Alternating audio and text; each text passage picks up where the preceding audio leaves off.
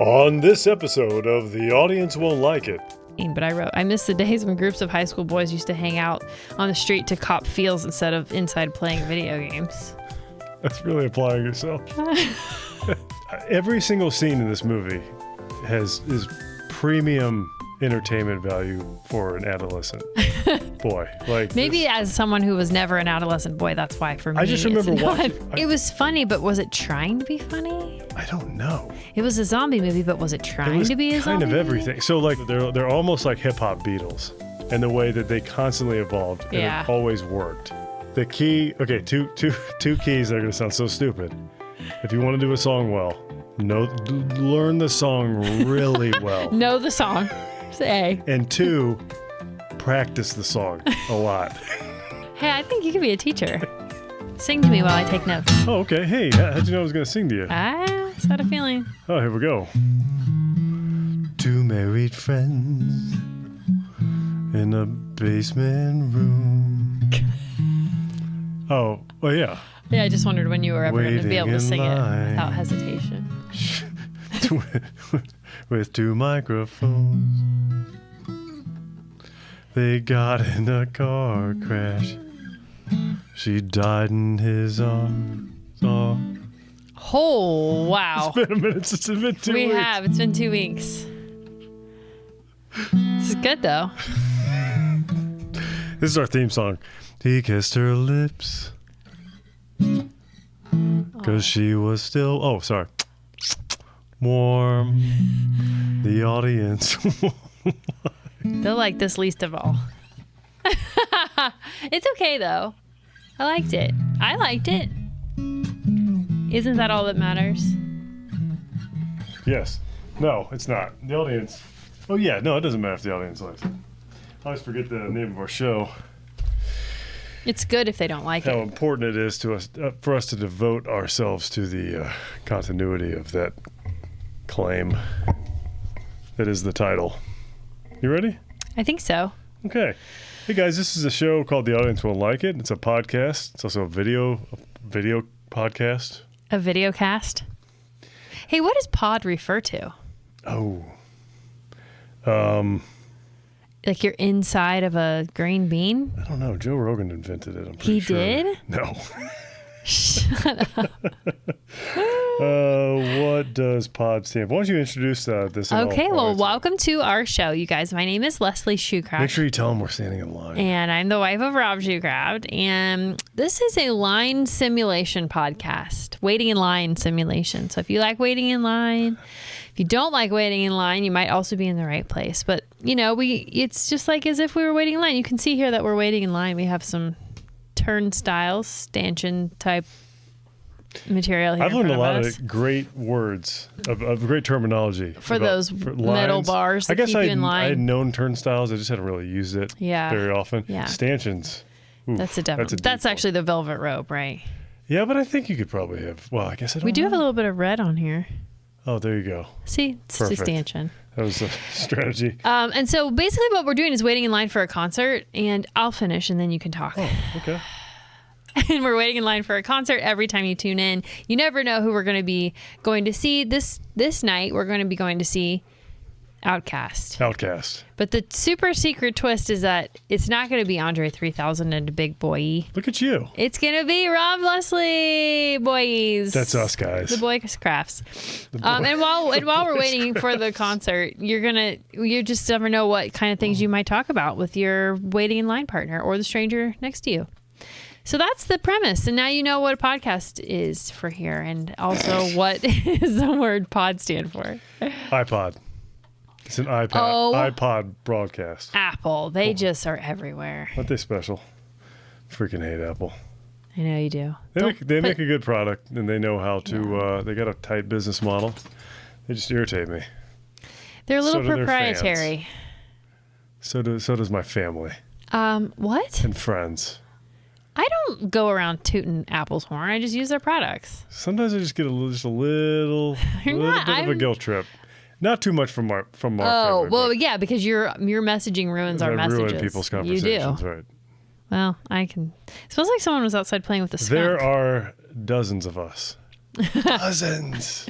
from Arrested Development, one of the ultimate bedtime sitcoms. One of them. I was reading up on while going over. Oh, what? Well, you know what, my friend Holly. Oh, we were laughing. Do you know what, my friend Holly? Because I'm your friend Rob. I'm your husband. You know what, my friend Holly? Leslie, remember me. Wait, am I still warm? Anyway, Holly was saying that she wanted to find a new bedtime Take your sitcom. temperature with my mouth. And she was like, I really wish it could be Arrested Development, but I keep asking people and they keep telling me that it's not good for a 7-year-old. For our family to watch. And I guess I have to agree. But it's the third child, so does he count, Holly? No. He doesn't count. I'd say there's probably... She should know. She's the youngest of 3. Yeah. Then she got away with a lot, right? Oh, yeah. So I would say this is an hear that, Holly? Here's an interesting conversation, Holly. Or to anybody out there. And maybe her husband, Andrew. As the oldest child, I have an opinion myself. There should be like you know how we have a dog here? Yes. His name's Gruber. Somebody brought him in line. Oh, he smells like a skunk. He smells like he brought a skunk in line with him. Gruber, did you bring a skunk in line with you, sir? Oh, no one he's can. trying to talk. Everybody be quiet. He tried to talk. Be quiet. What is it, buddy? He's so concerned. All right, so dog years. You know, you multiply by 7. Yeah. Or, except the first year is 11 years. Okay, so like your third child. But are there third child years? Yeah, when it there comes should to be. what kind of content to show them, how much effort to put into them to maintain their well-being. Yeah. I feel like there's a bit of inflation. I'm sure it's on a curve. I'm sure it's on like. I feel like it's diminishing returns of parenting by the time you get to the third child. Or the third parent. Heaven forbid. 3 different sets of parents raising. All right. So I'm going to say, what would you say? I would say that by the time my sister Julia, there's a 9-year difference, and I paved the way pretty good. My brother came through and just blazed everything else. Surfed my wake. Yeah. And then Julia just got her own boat. Basically, your mom and dad were like, "Is this a big enough boat for you, Julia?" No, but I would say as far as like what she could get away with, she got. Do you think they would have let her watch Arrested Development? Snap CDs. Mm-hmm. Like if I got brought something home like Soundgarden or Stone Temple Pilots or heaven forbid Dave Matthews Band, which I don't really know what I was doing with the Dave Matthews Band. I don't like Dave Matthews. I don't love Dave Matthews. I don't hate him. He's not for me. There are a lot of songs that I do like, or parts of songs that I like. Respect him as a musician, songwriter, etc. Don't like his voice. It's pretty much what it comes down to. Okay, so, I would say that my mom was like listening to like 50 Cent candy. What's the take me to the candy shop. Like they were singing it. I was like, there's no way you would be singing along with me. And this song is about some stuff. Anyways, I would say 4 years. Holly. Yeah, 4 years. Whatever your age is after. Okay, so he's 11. What's your potty He's trained? Essentially 11, Holly. We think that you can watch Arrested Development this summer with your family. You think about even like Tommy watching Die Hard with us? Yeah. Of course, Austin and Clark were like 10 and 8. So Tommy was what, like 4 or 5? 3. He's 5 years younger that's than right. Austin. Okay, anywho, that's an interesting conversation. We'd love to. Hey, why don't you go ahead and write in the comments. What age? How you think it works? Dog years for the third child. Weigh in on that, please. Third child dog years. Mm-hmm. Or let's leave it at that. Okay. We can talk a little 24. You want? What did you say? Well, you're holding the laptop up in my face with the 24 all over it. We've been watching 24. We have. We did not. I never watched it ever. Did you watch any of them? Okay, so this is all new for you as well. It's all new for me. My parents. Loved I remember they were talking about how they were binge watching it. Yeah. We're in it about a quarter century after it aired. I think they were probably. When you put it like that, it makes it sound really old. I know. I feel like I should be wearing a top hat and an ascot. And high-waisted pants, turtleneck pants. Anytime you say the word century, you have to dress like a... Like you're from another one. A different one. Perfect. From the past. Very elegant. Elegantly phrased. Anyway, it's great. It is great. In case you're not familiar with 24, it came out in 2001. Yeah. And every episode takes place in 1 hour over a 24-hour period. And so thus there are 24 episodes per season, I guess. I think. We don't know yet because what are we on, like 10? We're like halfway through the first season. Are we on 12? Something like that. I don't think we have made it to noon yet. It started at midnight. I think you're right. So one of the things I'm looking forward to finding out. We watched 3 in a row. That was like I want to know what you're looking forward to finding out, but I think that was the first time we watched 3 episodes of something in a row, and it just went right. What would have been the last time? Like I can't remember. I think we might have watched 2 of the. I think we watched bless you, last episode of Andor into Rogue One. That was kind of a bit of a. Oh yeah, and we also. But I was going to say, I feel like we watched a couple Sandmans back to back the last season that came out. Yeah. I definitely watched a couple of Bridgertons back to back, but not 3. So tell me what you want to find out. I'm excited to find out, like in subsequent seasons, if they all start at midnight, or if they start at any time per day and then just go to the next day at the same time. Don't tell me. Do not write in. Do not comment. Yeah, I got a lot of questions. That's definitely up there for me too. Do you have any loves or hates about the show? I mean, there's a lot of stuff that's just little gotchas and loopholes and well, you don't like how many ridiculousness. times he racks a gun before he shoots it. Oh, that's just generally a movie issue, a TV / movie thing. I hate. What I'm talking about, guys, is when any variation. We're gonna talk about guns, so trigger warning. Yeah. Oh, look at you go. Pun. You take gun. Gun pun. So somebody's got a gun up to somebody's whatever, pointing it at him. Mm-hmm. In this case, it's Kiefer Sutherland. Kiefer. I always want to call him something else, but I'm not going to. Jack Bauer. Jack Bauer. Is it okay if I burn up my adult family earmuffs up front?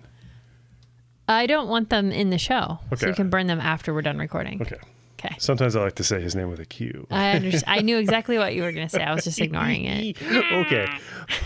If only I was in another you basically are getting there. I got to shave. But they got a gun. They're pointing a gun threateningly. Anytime you point a gun at somebody, it's threatening. Right? Keep that in mind. Safety first. Finger off the trigger. Right? But what they do is, now when they're serious, like really serious, they they pull back. You thought I was pointing a gun at you? You thought that was serious? Wait till I make it useful. Wait till I put a bullet in their chamber. Right. They either rack the slide or pull the hammer back. Or it's just, but racking the slide is the worst. Or shotgun. Yeah. It's just like. But you can't do that again until you've shot one out, right? But they just keep showing 24, scenes where he racks the gun. There's one scene I swore he racked it 3 times before he actually did it. It was when he was in that. What is that thing where they're like in it's a spillway? It's like a concrete river. Yeah, it's what in Terminator 2 where they're chasing. He's chasing him in the truck. Yeah, they're riding, is that thing called a spillway? Things. Yeah, it's like the LA River kind of thing. Yeah, I don't really know. I'm not familiar with what the purpose of that is. Yeah, I'd say that's what it is. And I also think it's cool movie scenes. It's for killing people and running from robots. Yeah. Yeah. And also LA's pretty progressive. I just want to say, like, you're trying, he's taking this guy for somewhere for like privacy. But like the only thing that stands out in this concrete river is your limousine. I don't feel like he's very hidden. He's not very well hidden, I guess is what I'm trying to say. There are these kind of incongruous things they just don't quite work. Like, go to an overpass. But I'm totally, I'm willing of course. I gotta say, as goofy as some of the hacking scenes are, they could be so much worse. Yeah. I showed you that what was it, NCIS, the 2 people on the keyboard. But like, I mean, that looked like it was a parody. This isn't that bad. Like the way that it wasn't. No, it wasn't. Right. Yeah, it's unfortunate. I'm glad they made it. But yeah. Anywho, I love it. I like a good cliffhanger setup. Yeah. A show that's just made. I feel like we've watched a lot of shows, great shows lately, but the episodes are almost. I don't want to say too good, but almost too standalone. Yeah, like too tied up. You don't feel like you have to watch the next one. Where 24, you're just like, oh my gosh, they really, that's that formula. They can make a good drug. So, anything else you want to say about that fine show? No, I'm enjoying it. Yeah, okay. Me too. I hear it stays strong until like 6? Season 6 or 7. Yeah. One of them is look at us. We're like cool kids. We say 6, 7. Moving on, 24. So we've been watching that. We've been watching What We Do in the Shadows. That's our newest bedtime sitcom. If you don't know about our bedtime sitcoms, there's an app.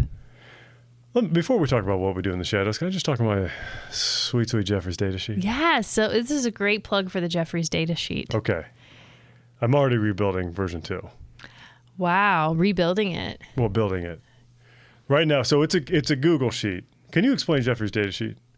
I can try. Is that kind of like you kind of want to see what I think? Yeah, it is. Okay, so it's a spreadsheet tool where it basically catalogs everything we've ever talked about in different categories. So like my personal current favorite category is people we've mentioned on the show. And that's anyone from people in our personal lives to celebrities to theoretical people to ideas about people. Did you put the lyrics one on the back in there? No. What Leslie's talking about is I've been experimenting with different things we could put in here, a lot of inside jokes and goofy stuff like that. But the evolution of the theme song that I always screw up. It has changed a lot. Anyway, also things you can look up that might be actually more meaningful to you would be like books we've talked about, movies we've talked about, music, artists, TV shows, I don't know, all kinds of stuff like that. So you can look at it and you could search. Does it have a search function? It doesn't. That's what I'm built. Basically, right now it's just a glorified Google sheet. Yeah. And you have tabs at the bottom. I don't even know if it's really that glorified. You're right. It's not. It's just a Google sheet.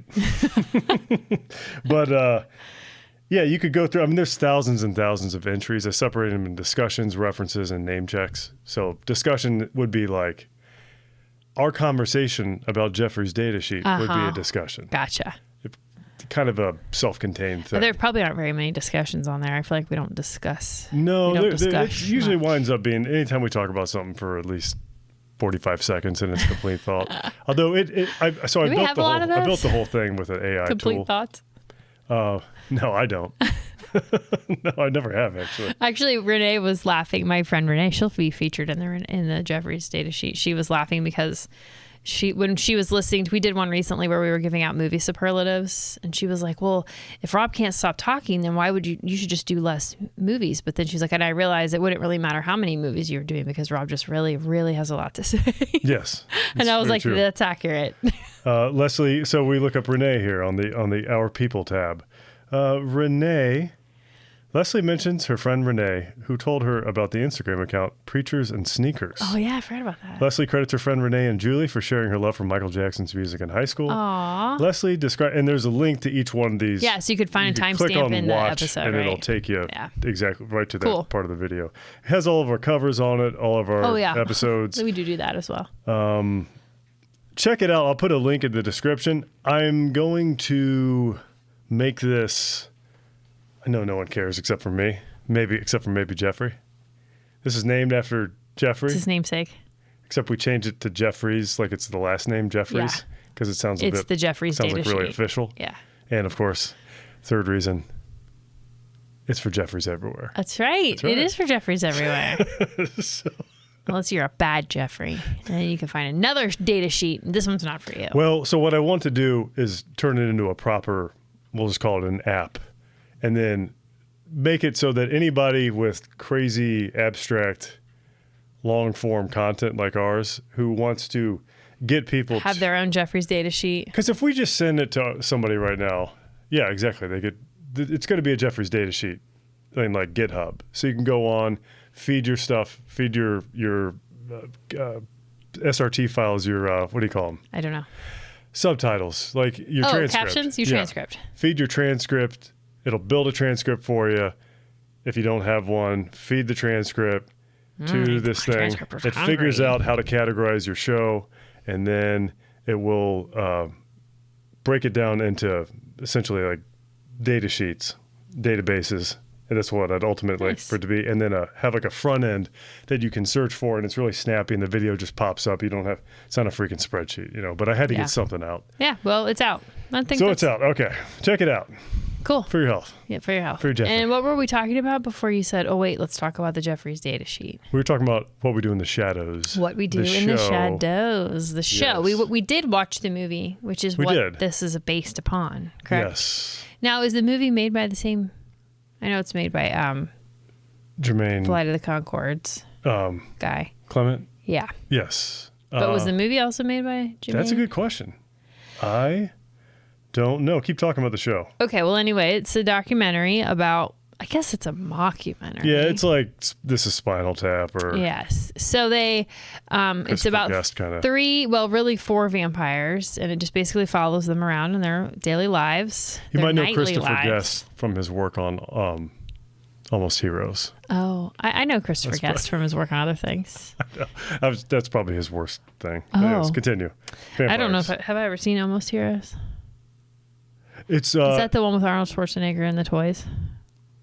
No, that's okay. Whoa, that was trolling. I'm just trolling you. How dare you? That's Small Soldiers and is that Jingle All the Way? Have we had this conversation? Yes, I'm trolling you.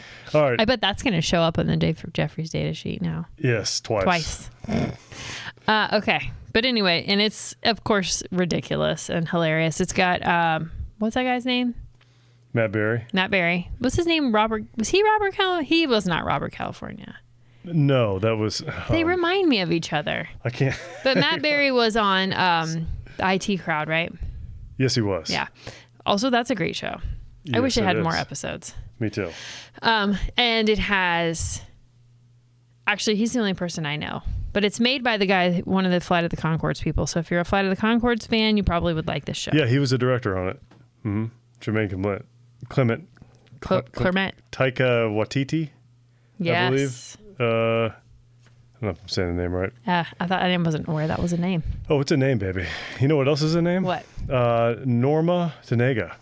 Or Tanika. And who's that? Say her name. She wrote this theme song, You're Dead. It's a great song. It's a great song. Yeah. It's a song, just like the show, it has grown on me, where I was just like, I'm not sure if I like this. Well, but it's interesting. The music, and then I'm like, oh, I had to, every night I'm like, does this work? Every night, every time I hear it, I'm like, is this working? Yeah. And it does, somehow does. It's this droning, bendy, raw kind of mess that's It kind of reminds me of, sorry, that True Blood, that I love that theme song of the True Blood, which I can't remember off the top of my head. I know I've heard it too. I think I remember liking it. There's like a whole genre of music called like dark country. Huh. And some of it's really poppy, but some of it's like that. Gotcha. Well, when would you guess that song was written and performed? It wasn't written for the show? No. Okay. Doesn't it sound like it was? Yeah. Like even the lyrics and everything. I have no idea. Just guess. 1965. Oh, that's an excellent guess. 66. What? Yeah, I would have thought it was like a kind of like it sounds like an old song. What's it about? But I thought it was a new song. Did you listen to the whole thing? Yeah. It's about her. So she's a kind of an accomplished songwriter. She had a hit too. I listened to it. I can't remember the name of it. My Dog. It sounded like I'd heard it before, but I don't think I had. I liked it a lot. Will you say her name one more time? Norma Tanega. Okay. Tanega. She wrote for Dusty Springfield, and like she had a bit of umph. But what the song is about is her experience in New York, which is kind of funny because that's what the show's about with the vampires. Yeah, they live in Staten Island. But her experience in New York trying to make it as a songwriter, and basically people saying like, you're dead. You're dead. Yeah. Stay dead. Yes. And yeah, 1966. It sounds ahead of its time to me. It sounds very. It reminds me of. Do you know the song? I think we've talked about doing it before. "Coffee Cold" by Galt McDermott. You played it for me. So Uncle Dan, who's all over the Jeffries data sheet. Yeah. Uncle Dan turned me on to Handsome Boy Modeling School, and there's a song they have called, I think it's called "Truth," and it uses that. And that song is like from the 60s too, but it's got this. Some songs are just it's great. Yeah, they're just great, and they come from nowhere, and they're kind of buried. Like these dudes, I'm not saying that Golden Dermer wasn't successful in his own right, but he certainly wasn't all over hip hop albums. You know what I mean? Exactly. So, I know exactly what you mean. You know what I mean, baby? Do, baby. Yeah. We're going to talk about a little hip hop today. Oh my gosh. A little Southern Playalistic Cadillac funky music. Oh my We gotta get you. gosh. Hi. Mm-hmm. Anything else you want to say about... Nope. What do you want to talk about? You want to talk about a little Wanderers? The little Wanderers. So tell everyone, hey, Mom, look at me. That's how I feel every time I pretend that there's people here that we're talking to. Watch this. Tell everyone about how you sent me movie options, and then that was the one I selected. Yeah, so I sent you... I said, hey, let's this time let's watch something and talk about it. Because we have different formats. Yeah, we try podcast. to keep you guys guessing. If you'd like to hear what we've discussed, check out the Jeffries data thousands sheet. and thousands and thousands. How can of they access the Jeffries data sheet? You're going to link it in. I'm going to put it in the description. I'll YouTube, put it on YouTube. Yeah, I'll put it on YouTube. I'll put it in the. Remind me to put it in the about. Like the YouTube permanent, about. Yeah, and then I'm going to make a website. Oh, I could stick it in the Instagram. I've not done anything with Instagram. I'm sorry. I'm a terrible wife. We've had stuff going on, and we still do. So, what was your question? What movies did you suggest? Swiss Family Robinson. Swiss Family Robinson from 1960. Which I've read the junior novelization of. We'll do that someday. But I don't think I've ever seen the movie. I love that movie. Is that the same... sorry, just pause on that. Is that the same movie that of the Swiss Family Robinson treehouse that you can go to at Disney World? Yes, it is. Okay. Which is now, what, Tarzan? No. Oh. Okay. It's still the Swiss Family Robinson It's Tarzan treehouse. somewhere. Maybe at Disneyland. Maybe that's what it is. I've never been there. Who cares? Better Off Dead. Better Off Dead, which we've already watched. We have watched that before. And that has John Cusack. Mm-hmm. I know things. Curtis Armstrong's in it. It's a skiing movie. There's quite a few other people in it. Oh gosh, what's his name? He's got the saddest eyes. I love that movie. We're gonna watch it for sure. You with the sad clown eyes. Clown eyes. I can't remember his name. Anyways, what was the fourth movie I gave you as an option? I don't remember. That's what I was. Was it a weird one? Those are all kind of. I was hoping you would remember. I don't remember, but Leslie said The Wanderers, and I was surprised because I thought that would be the last one you'd want to watch. It said it caught me because in the description, I swear to you, it said something about being a thriller. Well, that's the thing about this movie. It is multiple genres. Checking a lot of boxes. It is. Even when it shouldn't be. I don't know what that's supposed to be. Pick a lane, The Wanderers. So it's a little racist and misogynist and homophobic. Yeah. What isn't? I mean, I had my overall takeaway from the movie. Do you want me to say it now or later? Let's talk about the genres. Okay. Why don't you give me your takeaway? Actually, I'm more interested in that. The overall feeling that I got when I was watching the movie was just like, this makes me feel bad. I have sad, bad feelings watching this. Care to elaborate? It was good, though. You thought it was good? So when we first turned it on, and there's just like that whole classroom scene with all that racist back and forth, I was just like, this makes me feel sick. I really don't like it. Dude, that was insane. But it was just this side of too much. And then... Like it was too much, like it was too silly to take seriously? Yes. Which is basically like the theme of this entire movie. Yes. And like you had said before we watched it, you're like, it doesn't know what it wants to be. No. And that's really true. But what was I saying?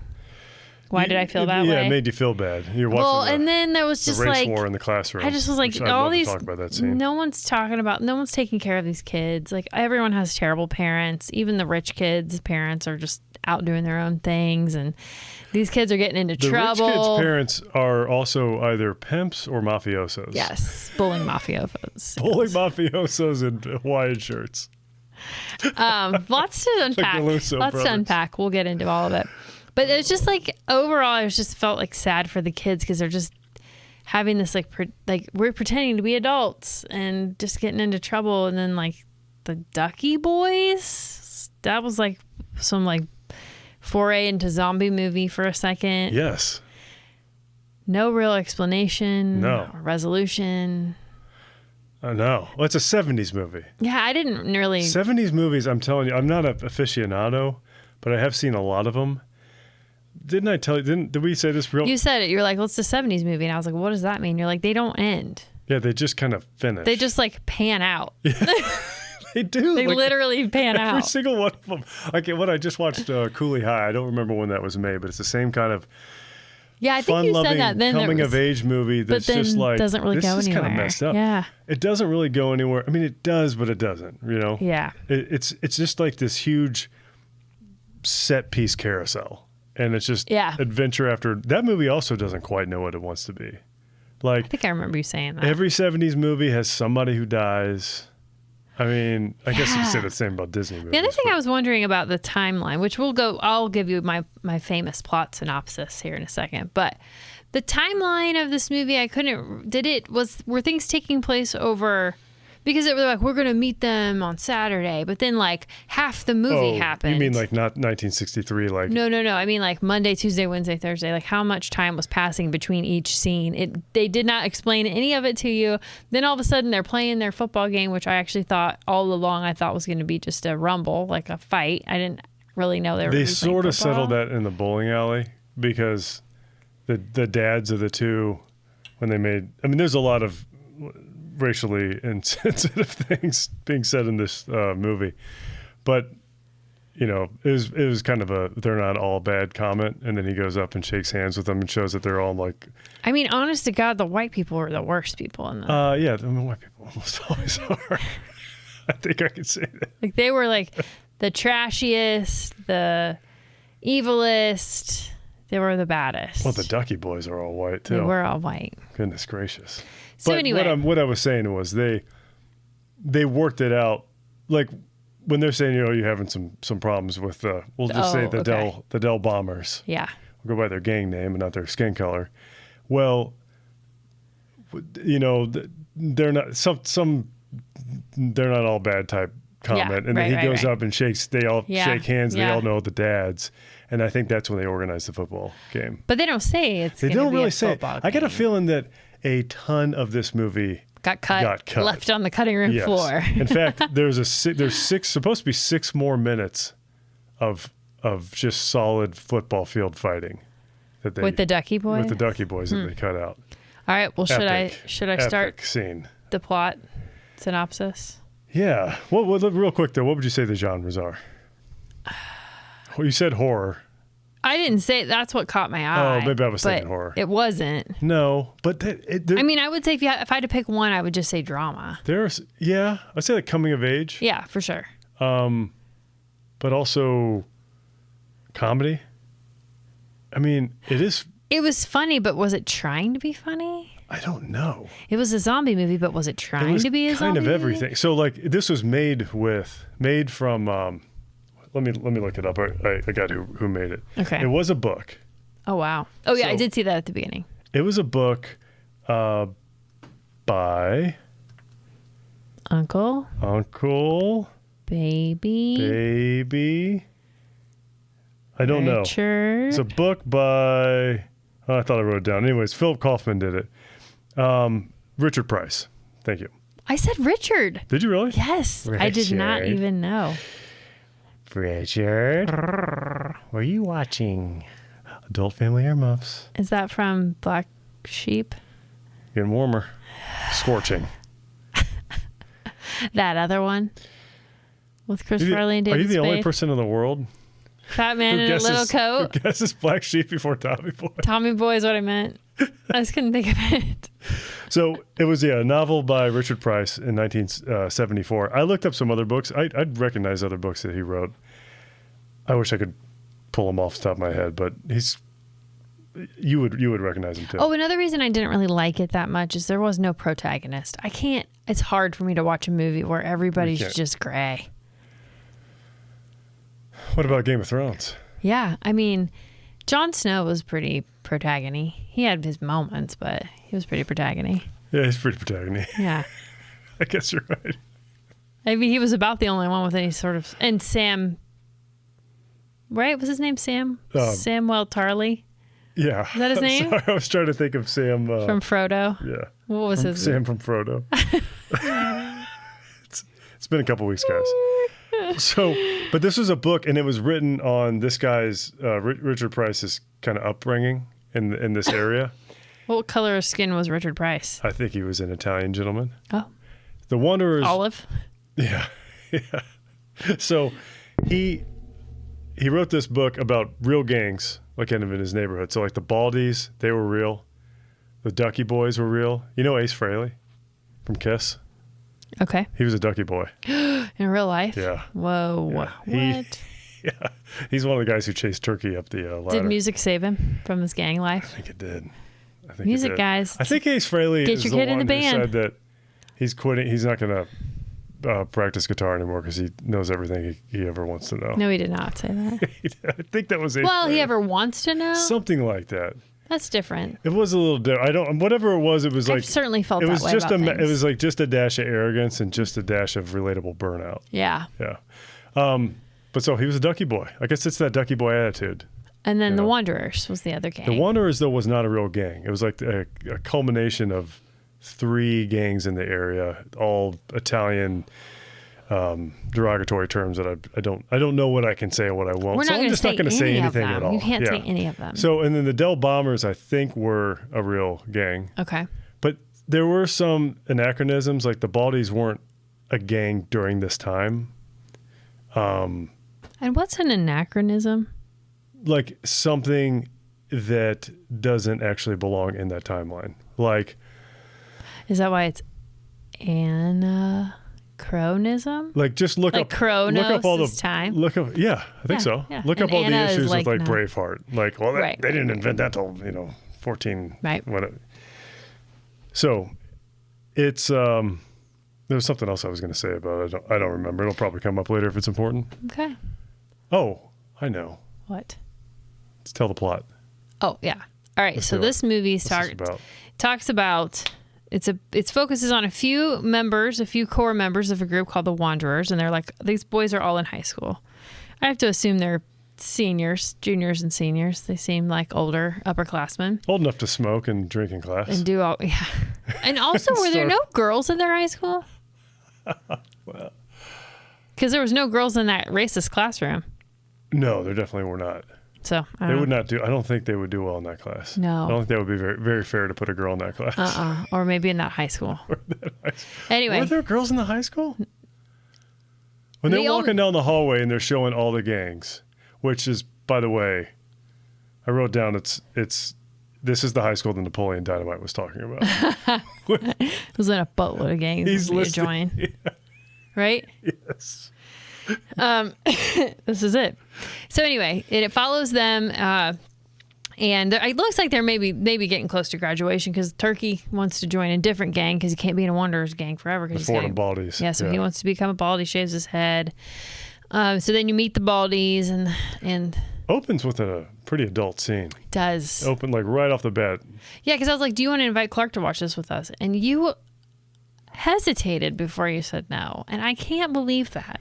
That was a hard no. That was a hard no. Okay, this movie, I thought this was the coolest movie I've ever seen in my life. Yeah, I'm sure Clark would love it. I saw this movie when I was about Clark's age, probably, and it has everything that a high school boy. Every scene is an entertaining. See, that's the thing. It's everything that you think you want, and Yeah. it never is good for you. No, It's never good for you. but it's Entertaining to watch for 2 hours, I guess. Yes. So anyway, then they get, for some reason, unbeknownst to me, the teacher has the white kids talking to the black kids and calling each other the most racist things they can think of. yeah, like totally egging them on. And like he started the discussion. I really don't know what his purpose was. I don't either. But we'll come back to that. I'm still telling the plot. Oh, please. And they ends up with them having to like meet on the weekend to have a big fight to like work it out. And then flashback to the girlfriend from the adult scene at the beginning. Can I ask a quick question? Yeah. Are we going to go back and talk about all these scenes? Because there's a lot going on in all these scenes. Yeah, that's true. Well, let's just slow our roll, and we'll just talk about. You mind if we slow our roll a little bit? Okay. So can we talk about that sex scene? So here was my very first note. Quite the opening scene. Yeah. So. You go from that to. Well, but I have one more thing to say about that scene. I'd like to know. I wrote in quotes, "I promise I will never die." Oh, yeah. Totally. We've seen Team America. It's basically that scene. This is a little more tame. Instead of without puppets, it was 2 real people. It's a little more orthodox, I suppose. I guess so. A little. Richie. And it goes from that to what? To Walk Like a Man. Best song. I love that song. Yeah, there's a lot of Four Seasons on this. I also, one of my other overall was the soundtrack is bomb. Yeah, it's great. And it's used well. It's used well with the scenes, I feel. In some scenes, it's played like a jukebox. Like in the strip poker scene. It's on. They play 4 songs in a row. That scene was long. That was, another one. But, I have the soundtrack. I mean, they had Mr. Moto was on there. That's like a surf music instrumental by the Bel Airs. I love that tune. Walk Like a Man, Big Girls Don't Cry, My Boyfriend's Back, Sherry, The Wanderer, of course, Run Around Sue, Times They Are Changing, Soldier Boy, Baby It's You, The Isley Brothers Shout, I Love You, Pipeline, Stand By Me. Wow, did you write all this down or did you just look it up? I just looked it up. Wipeout, Do You Love Me, You Really Got a Hold on Me, and then several. They had a lot more as well. And then there was I think an original score too. And I love the way they use the music. I love the way Walk Like a Man was playing while Terror was eating an entire slice of pizza in one bite and shoving. I said, put that big guy eating pizza on Glutton Forum. Rob has a channel called Glutton Forum from a really long time ago. So if you ever want to see some young Rob Shoecraft eating some disgusting stuff, you should go there. See the Super Irish Car Bomb. I wrote real skinheads! Exclamation point. The Fordham Baldies. Yeah. And so, wow, then what's his name? Terror? Terror's the main Baldy? Yes. Well, he's the biggest of them. He has a girlfriend that looks like a little androgynous street urchin. But actually at the end, she's very cute. Yeah. And she's not wearing her hair slicked back like a boy. She's one of the only actors in this movie that really had much of a career other than Karen Allen. Was Karen Allen Nina? Yes. Yeah, she was Nina. Yeah, she was, in Indiana Jones and you ever see Starman? I don't know. With Jeff Bridges? I think we've talked about that, and I don't know if I've seen it. It's pretty good. Well, anyway, so one of the Wanderers. Terror. Yeah. I want to talk about Terror a little bit more. Okay. Terror is feeding that pizza to his fellow gang member. He's feeding. He's got this weird relationship over all of his... baby birding, all those... Yeah. So it's very weird. The guy who played Terror... It's a very off-putting movie, but also somehow very good and entertaining. I just can't put my finger on it. Yeah, it's just super entertaining. The guy who played Terror, did he die of a heart attack immediately after filming? He did die of a heart attack. I don't know how you guessed. He looked like he was about to die of a heart attack. He was like a trained opera singer, apparently. You haven't seen Running Man, have you? He's Dutch, by the way. Oh, his voice. I also wrote, wow, Terror's voice. Yeah. Where did I write that? Oh, I just wrote Pee-wee, wow, and Terror, her boyfriend. So Terror was in, I wrote down all the, he's only been in 4 movies. Okay, here. One of the characters, so he was Terror in this movie. The guy's name is Erlen van Lith de Jude. I don't know if I'm saying that right. He was Grossberger in Stir Crazy. Oh, no. Ronald Fatty Elster in Alone in the Dark and Dynamo and Running Man. Oh, my Poor guy never actually got a real name. Wow. Dynamo and Running Man is this is the guy, if you've seen Running Man, who has all the lights on him for no real reason. He has electricity and he sings opera. Schwarzenegger makes pretty quick work. Have I seen Running Man? Do we watch? No, we gotta watch that. Okay. We've talked about watching it. You haven't seen it. Okay. You'll like it. Is it the one with You'll enjoy yourself. Toys? If by toys you mean Richard Dawson.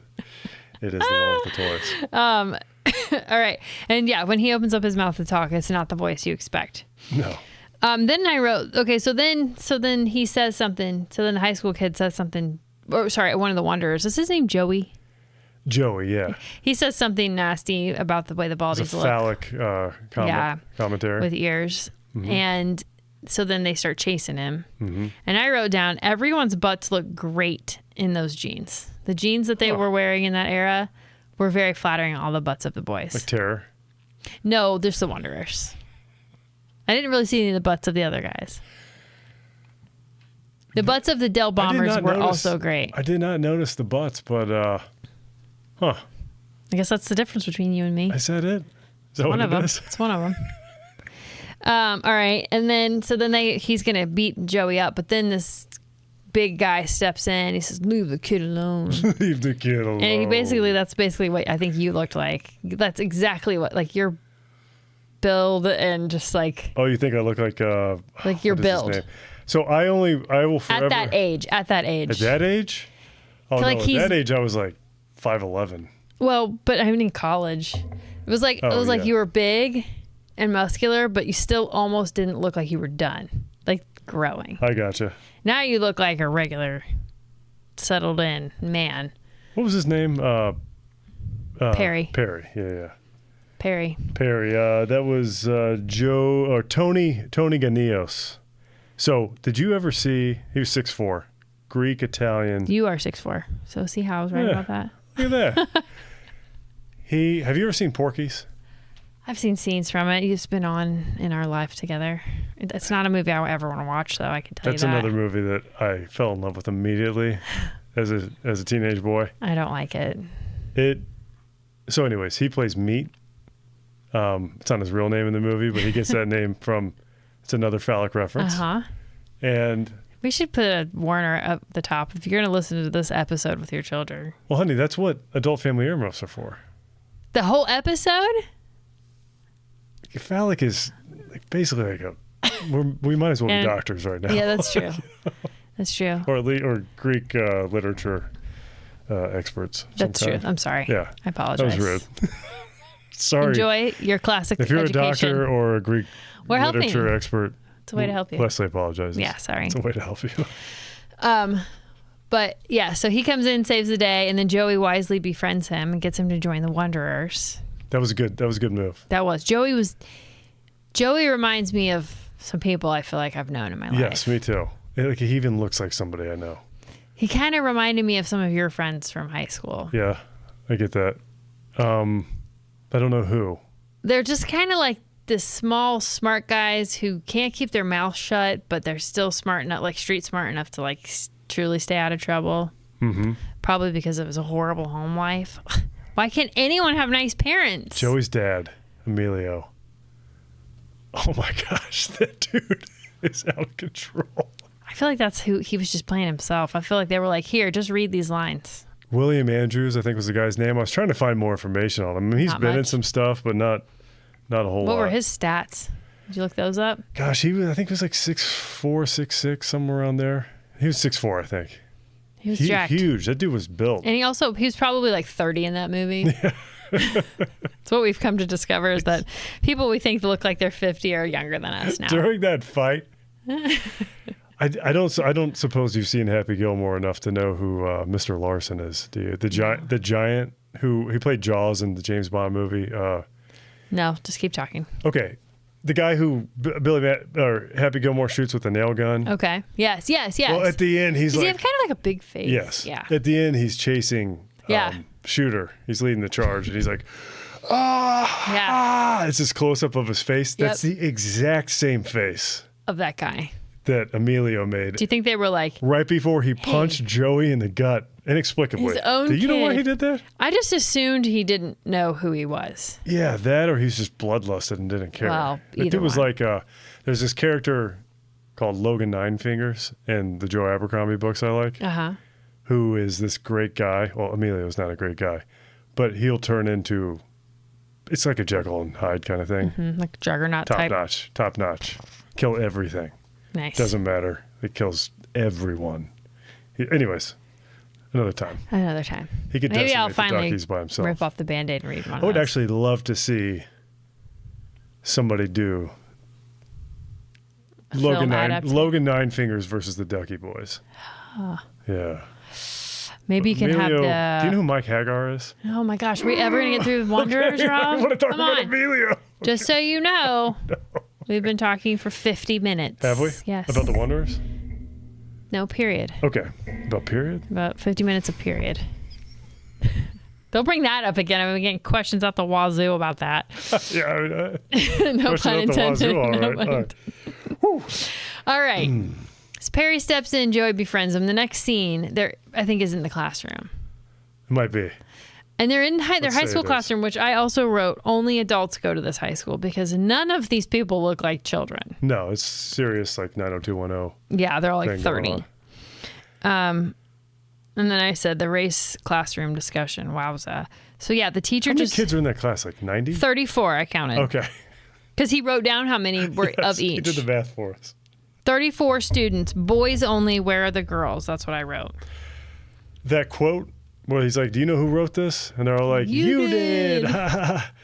That I read that is, and he's like, no, Abraham Lincoln. And it was actually a Thomas Jefferson quote. Like the teacher was just a moron. Yeah. Well, I didn't, and I kind of wondered too, like, it just keeps making me think the director did know exactly what he was doing.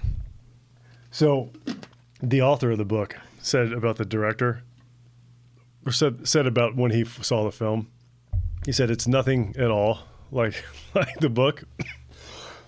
We have a lot of coughing tonight. But I loved it. He said it's nothing at all like the book, but I loved it because it had its energy, whatever that means. Okay. So who knows? Apparently, they were all kind of going for just. Yeah. So what did you want to say? Crazy. Anything else additional about that scene where he just eggs, like the teacher's like, all right, Italians, what are all the terrible things you can think of to call black people? If you haven't seen this movie, they go off like every single racial slur for every ethnic group of all time, including white people's ethnicity. And I gotta say, like, I hate to sound like I'm getting like a political soapbox or something, but this movie definitely, you're talking about like not showing this to kids. At least when it comes to racial stuff, it's probably a good idea because it really makes it seem like it's okay to call somebody. You mean because the teacher is inviting the class to have this debate? I saw this scene. I do remember thinking like, oh, I thought that was a horrible thing to say to somebody. It must not be that bad. Yeah. So we were talking about the classroom racist discussion and how it makes it seem like it's okay. It's not. Right. Yeah. So yeah. Let's just racism's bad. And then I wrote, was high school ever actually like this? I had some crazy. No, I never went to. Oh, you mean like in the 60s? Yeah. Because I had a class that was all guys, except for 2 girls, and we. What class was it, and why was it like that? Because, well, I was in it. No. Why were there only boys in it? It's what I want to know. Oh, I don't know. It just worked out that way, and the teacher. I mean, I love the teacher, but he did. Never mind. It was an absolutely chaotic class. It was insane. So that was and it was great. Did you learn anything? That teacher is the one who ran the detention, where we were all taking ginseng supplements, and my brother got up on the. This is detention. My brother got up on the desk, and because both my brother and I were in detention this day together. Yeah. Wow. Yeah, I skipped class, and I don't even know what he did, but. We're both in there, all dudes. Mr. W's running it. He just loses control immediately. He wanted to. He didn't care. He wanted to be entertained. He didn't care. I say, Joe, do Magic Mountain. Joe gets up on the desk. Magic Mountain, is that in the Jeffries data sheet? I don't know. It should be. We talked about it. Look it up. It's when my brother can suck air in and blow it out. He gets up, bottom. Yeah, puts his butt up in the air on top of a desk, and he's just. Yeah, okay. And you could hear it to the point where, did I talk about in and out? Yes. Okay. You want me to move on? Well, finish the detention story. That's the teacher. That's the teacher who ran the class. Yeah. The teacher who will let that go on detention. So then the end result of that is that they end up having to schedule a big fight, which I think is hilarious. It's scheduling fights. And then I wrote, Because everybody keeps walking away with this swagger in these big groups, and I keep waiting for the big musical dance numbers, but they never come. Yes. Because it feels like it should be like right into like a West Side Story. Totally. They even have doo-wop. They do sing in the car later. Yeah, I was like, this is what I've been waiting singing for. That Stranger. I tried to find that song. Apparently, it was written for this. I think it was original. Oh, wow. They all just, spontaneously go into doo-wop and then wind up in Ducky Boy country. So I think the next scene they're at the bowling alley. Yes. Or it get there pretty quick. Yeah. And my favorite thing is they're all wearing these Wanderer jackets, which are like satin, maroon, and gold, but they're all a little different. Some of them have like baseball style sleeves where the sleeves are different. Any of this. The sleeves are a little different. The sleeves are green. Sorry, what did I just say? Gold and maroon? Yeah. The sleeves are gold and the jacket's maroon, or vice versa on somebody else. Or somebody had a fully gold jacket with maroon logo. It's just like, this is great. Because it's probably like whatever year you got inducted into the Wanderers is just like, this was the jacket of that year. That's how I like. You think so? That's what I think. That's what I want. I've seen this movie, I think, 4 times, and I said I like how the never noticed jackets are a variation on a theme. So then and the butts. Oh my goodness. So they're at the bowling. The butts. They're at the bowling alley, and the girlfriend from the very adult opening scene is there. What's her name? Disby. Yeah. Disby. She's something weird. She's really pretty. Yeah, but she plays like a complete ditz. She's a bit of a misophonia nightmare. Yeah, she's a lot of gum chewing, smacking. Yeah.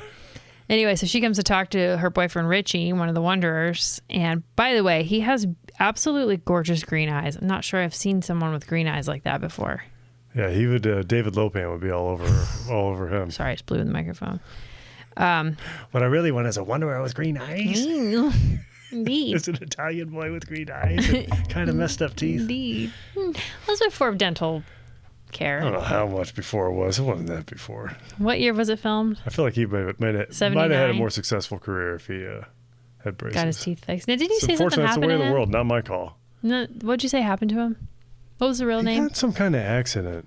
And he had a little bit of success on TV, but not much. He had really great eyes. So Richie with the green eyes. You know Stitch? Remember Stitch? From the Dell? He led the Dell Bombers. Oh yeah. He's been in some stuff. Did you ever see Money Talks with Chris Tucker and Charlie Sheen? I don't think so. He's Aaron, the weapons dealer with a really deep voice who has a rocket launcher. Okay. Wow, there's some stuff. I know. I love this. Is all your favorite. This taking me back. I love this. So anyway, while they're at the bowling alley, the girlfriend comes over and she's like, "My dad wants to talk to you." And so he goes and talks to the dad, when the dad's basically like, because they also try to recruit some other gangs to help them fight the Dell Bombers. And trying to unite the clans. And what was the first one's names that said no? I don't remember. So they're not the ones with a gun, right? Yeah, they were the ones with... Those dudes reminded me. That was the guys that were hiding behind the first group. I don't remember what any of them, except for the third guys who showed up. Did you ever see the Warriors? Warriors. So Warriors came out the same year, 79. Another New York gang movie with a lot of wild gangs. Yeah. A bit darker all the way through. Yeah. Different movie, kind of the same in some parts. Anyways, the Rogues, I think that was the name of the Warriors, what you just said. Yeah. They had guns. Okay. And I don't know which came first, but they very much reminded me of the Rogues, just punks, who are willing to murder somebody. Yeah, we're just going to shoot them. And they were like, no guns, so you can't come. It's like, well, then we're not coming. So two of them say no. And then what's the name of the third group? Well, you got the Wongs. The Wongs. The Wongs are hiding the whole time. We were here early. We just been waiting to show up. They were some synchronized... Teddy Wong. Some synchronized martial artists. Oh my gosh, I thought the Wongs were so freaking cool when I first saw this movie. I bet you did. You really love a martial art, an Asian fighting. Every single scene in this movie is premium entertainment value for an adolescent boy. Maybe as someone who was never an adolescent boy, that's why for me. I just remember watching this for the first time and being like, "What is this?" For whatever reason I couldn't remember what it was called, or I didn't know. I picked it up in the middle of it or something. And by the time it came around the second time, I was all over it. And then I bought the DVD and whatever. But Yeah. You know, do you know Sonny Geraci? No. Okay. You know the song Time Won't Let Me? Yeah. And Precious and Few? Yeah. His son was friends with my This brother. is like me trying to... Oh, yes. Yeah, Justin. And he had a Ducky Boys shirt on one time. And I was You're like, wait a second. it's like, Ducky, is that from the Wonders? He's like, yeah. I'm like he was immediately like the coolest kid. Yeah. And plus he could also play guitar really well too. Cute. Figured that. His dad was a rock star. All right. So the dad says, I heard you're having some trouble with some gangs. We can help you out. And basically kind of like takes control of it. Kind of doesn't really seem like Richie wants to get the dads involved. I don't think so. No. And so then they go set up a good thing with the dads of the dads. Are they the dads of the Del Bombers? I think so. The adults of the Del Bombers, who are we think they might be men of the... They look like pimps, but I don't know. Maybe that's just a... Men of the night. Men of the night. The men of the ladies of the night. One of the gangs was literally called the Pimps. You know, like, maybe it was just a 60s thing. I don't know. Maybe that's just how you dress when you're dressed nice. I also wanted to talk about Bronx. bowling alleys, just in general, because as someone who only ever went to bowling alleys, like after bowling alleys were like the nice places to hang out. Like the bowling alley I ever went to was just like clearly a tired place, which we've been to. It looks the same, essentially. And it's like this bowling alley looks like super clean, super nice. Like it's obviously like culturally like where people were hanging out, right? Well, if you misbehave in there, they're going to break your hand. Well, if you go and try to hustle some people. So then my favorite scene was when they beat up those kids and he punched them in the stomach and all the cash just exploded. It's a literal money shot. The money punch. Yeah, that's what I wrote. Yeah, that's a nicer way to put it. So now Richie's in with the dads. And Richie's watching that whole thing, right? Yeah. And so then that's like, he was basically saying, if you don't play football, which we didn't know that's what they were going to do, but basically like, you got to win it. We got money on this now, on your fight with the guys. So then it takes you back to the apartment building with Joey and you get to meet Emilio, his dad. He's wearing a purple house coat. And I wrote, I don't like Emilio or his purple house coat. And Joey's like painting this incredible mural. I think that's weird. His dad's like, well, people only look like weird people. Doesn't even really make any sense. Doesn't make sense. Like, have you ever seen a sign, dude? You know what I mean? Like, it's not that weird. Every scene with that guy's dad. He's Every like, scene with Emilio. what was he saying when he was having his wife measure his muscles? 18 inches, right where it counts. About his biceps.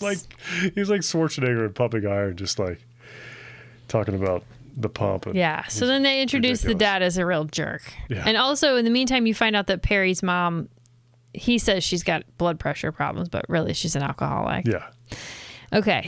And what's his face is taking advantage of that. Yes, but we don't know that yet. True. Okay, so then I wrote, and you can describe this scene, but I wrote, I miss the days when groups of high school boys used to hang out on the street to cop feels instead of inside playing video games. That's really applying yourself. Dude, that video whole games scene. have ruined society. Yeah, let's go play. Hey, adult family earmuffs. I'll say it once. Okay, yeah. And then they'll call it ET from now on. Okay. They play a game called Elbow Tit. Oh, okay.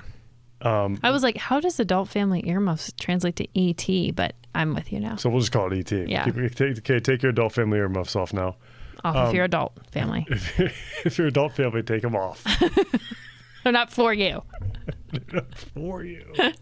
So, ET is a game played in the Bronx by high school boys. Jackets. High school boys in satin 30-year-old jackets. high school boys in satin jackets. And, the best kind of high school boys are 30. you walk up to a woman. Mm-hmm. By the way, what were brawls like that back? Yeah, they were. Okay, they're really Coney. torpedo-y. Yeah. Kind of cool. So that was not an anachronism. No, I don't think so. Okay, good. All right, so they're walking down the street, and then the game is that you kind of accidentally, quote unquote, bump into a woman With your elbow to her T, and you might cop a feel while you're doing it. So they're just standing there. And then kind of like gaslighting these women. Yeah. You bumped into me. You bumped into me. Yeah. Hey. And all the guys are like, yeah. Yeah, like also like they're just standing there waiting for women to come. Chewing on matchsticks. Loudly talking about what they're about to do. And these women are like, I can't imagine being any less than a block away and not knowing what they were all up to. And then that one woman who's got to be taller than Perry and Emilio on each other's shoulders. Yeah. Who they did that thing. They didn't really do this. It's kind of like almost surreal. Like with a woman, she kept morphing. She kept getting bigger and bigger as he got closer. Because Joey. I didn't notice that. Yeah, she turned into three. She started with, it was three different women. I didn't notice that. Yeah. I guess I was too busy looking at the jacket differences. Wow. That's the trade-off. When you're checking out Joey's butt, you miss the miss the woman that you were checking out. The transforming woman. So, she has more than meets the eye. So she basically throws Joey through a wall. I made a Transformers joke just more than meets the. Oh my goodness! Here, come here. Guys, it's hard to be funny when no one's listening to you. Everyone's like, that wasn't that funny. That's why you didn't stop. It was a really good joke. That was great. That was nice. The rhythm of it was really. I want to play some ET with you real quick. No, I don't want that. Hey, watch where you're going. Hey, you ran into me. Why are you moving so fast? Walking here. Why are you moving so fast in this line? You're supposed to stand in the line. I'm seeing it still. I'm standing here. So we got to speed up. Okay. He meets Nina. Nina comes down. Nina knows just what they're up to, but she likes it? Seems to. It's really weird. They're playing Stranger on the Shore by Acre Bilk while Richie and Nina are talking. You know that song?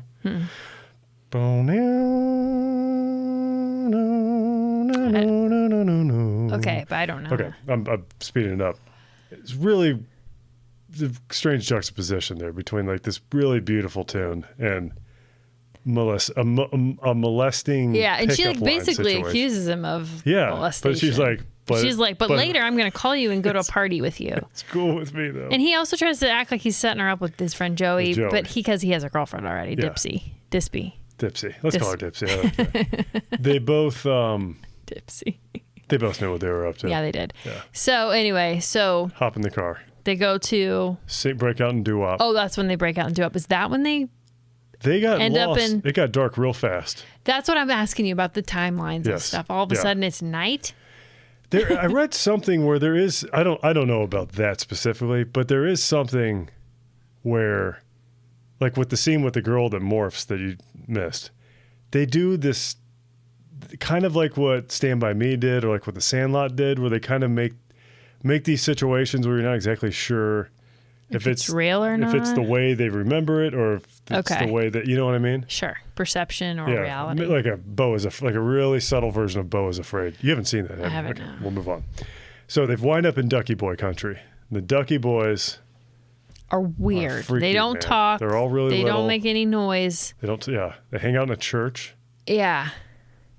That church scene was kind of unsettling.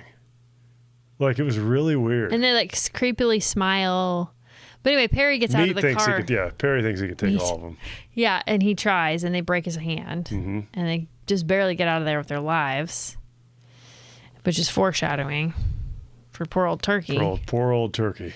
Because he doesn't get out of Ducky Boy territory later on with his life. He can't fly that well. And they don't really ever do anything to him. They just chase him, and then he just falls off and dies on his own up that tower thing. So anyway, then they end up at a party at the house of Dipsy, because her parents go out of town, and they invite this girl that they just felt up all over the street. She comes. Oh, wait a minute, Emilio. When she calls Joey, Emilio's like, "Hey, Joey, some dame's been calling you. She sounds like a librarian. You got books overdue?" I wrote that down. It's something like that. Oh man, that cracks me up. I love Emilio. He's terrible. He's the worst. Yeah. I gotta get an Emilio shirt. I don't want you to be. What do you say we get a big picture of Emilio? No. Right there? You think that's what our buddy Seth wanted for of his arms? Do you think that's what Seth had in mind for the green screen? That's right. It's just like we pick a character from whatever we're talking about, and that's what's on the backdrop of the day. Like they're right here with us. Our buddy Seth, who I played bass with at church, Well, Seth isn't the only one who plays bass. Rob doesn't play bass with him. Right. He plays bass with Rob. He's like the coolest dude ever. Like he's like I'm not trying to tell you guys, how to do your show. Also, here's some free gum, mints. He's always bringing us things. So nice. He gave me a whole thing of icebreakers. So thank you, Seth. So Seth said, Carmen's. we'll give you. Seth said, it'd be cool if it looked like you were standing in line with people. I don't know why he thinks it doesn't look like we're standing in line, Seth. So I'm gonna get a green screen. I've been looking into it. Are you gonna paint these babies green so this they is disappear? what I'm thinking. I'm gonna run it by you real quick, and then we'll zoom through Wanderers. Okay. We've talked about a lot of the scenes already. We have. This is what I'm thinking.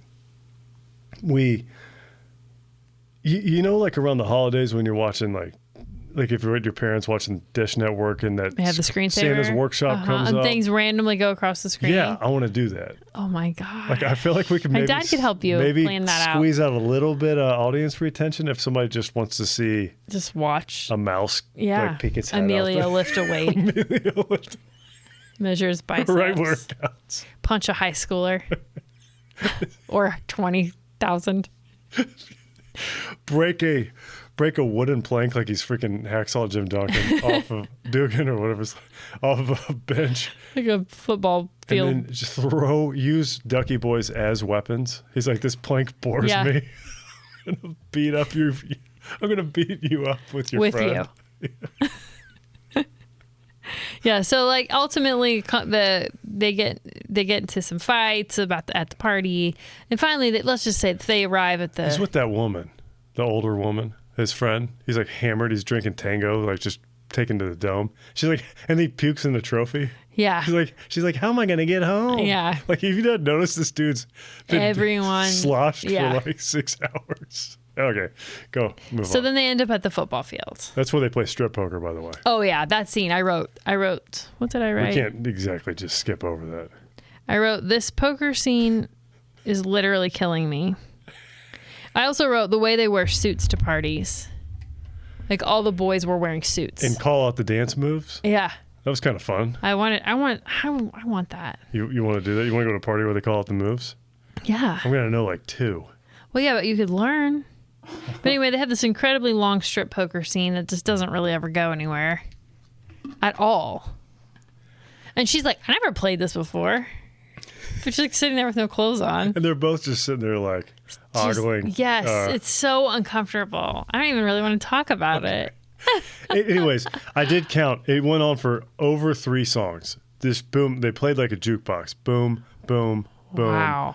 3.5. The whole song. I wrote down the movie would only be an hour if the strip poker scene wasn't in it and the never-ending nesting box. Oh yeah. At the end, keeps opening the boxes. Yeah, his smaller and smaller boxes. Matryoshka. It ends up being a prophylactic. Oh yeah. Like that. Mm-hmm, they Put do. On your phallus, so anyway, they finally get phallic prophylactic. They finally get. Oh, at the football game, does he know that his girlfriend's pregnant? Yeah, so they're hooking up at church in some sort of catacomb. Yes, like under a Catholic church. It's just so weird, you guys. Don't ever do that.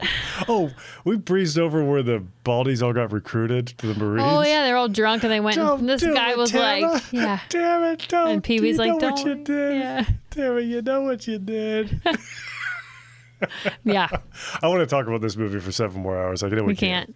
I'm sorry if we get to the skip some of your football favorite scene. scenes. So they're playing football, and the black kids show up, and they are like in incredibly fine football uniforms, like very nice, very put together. They have. Real quick, I do want to get to that. Let's just say Richie did knock up Desby. Oh, right. The Galoso brothers or whatever are in on it. They take him in. Shotgun wedding. Yeah. What's he say? I hooked up with all sorts of whatever, but then he's like, but I never did nobody's daughter. Yeah. Some good lines. That guy is something. He doesn't look like someone that had a lot of girlfriends. Just saying. He doesn't exactly. He looks but like. But maybe he said you'll grow into it. He gave looks him like Larry Flynn, kind of. Well, he gave him that big oversized Hawaiian shirt, and he was like, "You'll grow into it once you get married." So I guess you're gonna get fat like the rest of them. In your life. Yeah. Jeez. Yeah. It was. What a guy. It was a time. So, the Dell Bombers and their football finery. The Dell Bombers and their football finery. Yes. And they have a squad with male cheerleaders that come out with some incredible gymnastics. It's like the Blues Brothers church scene. It was great. Much better than the Ducky Boys church scene. Yeah, that's true. So the Wanderers are like literally wearing jeans that they have rolled up to their knees. And they're not the tight-fitting jeans from earlier. They're like loose work jeans. And they can't do. Richie's not playing because they're all mad at Richie because he stole Joey's girl. Richie's a bit of a jerk. He's kind of a slime. He's a child. He's kind of a sleaze. Yeah. He's about to be a father, though, so he's got to straighten up. So he sees how badly they're getting beaten by the Dell Bombers, Richie does. So he steps in. He's like, I'm going to be the quarterback, and Joey's going to be the halfback. And then they start winning, right? Yeah. Which seems ridiculous. Yeah, it's pretty whatever. far-fetched. It's every movie ever. But then the Ducky Boys show up. For whatever reason, we do not know. Andy Samberg shows up on the scene first with a stiletto. Jake Peralta is there in the bushes. I swear that dude. He does look like just him. like him. Maybe it's his dad. Find out. Not on this podcast, but for next time. So then for whatever reason, there's like trillions of Ducky Boys there. They just keep popping up like a horror movie. Mm-hmm. Like the way they brought them on was. That has to be like the one and only element of thriller. Hitchcock. Yeah, very Hitchcock. Yeah. That's great. That's great. Thanks, look at me. I'm working on my cinephile ship. So anyway, then they have a big brawl with them. Looks like the Ducky Boys are winning there for a minute. Well, the Wongs come in. Because they're just sitting there watching. The Baldies weren't in it. I wish the Baldies were. I really want to see Terror fight. He was a wrestler too, apparently. Weren't they in the Marines by that point? I guess they shipped him off that quick. Well, that's my question. Because then she's crying about how the Marines don't write her letters. Yeah. And I'm like, well, how long have they been gone? I swore I was listening to you before, but you're really making sense right now. I don't know. Her hair grew out too. Well, she styled it differently too. Okay, I guess that's anyway. I don't know much about hair. So they're fighting the Duckies. The Duckies look like they're winning, but then the tides turn. I don't really, and there's no clear. For like they play this awful like horror music. Yeah. And then for about 10 seconds they play like poppy 60s.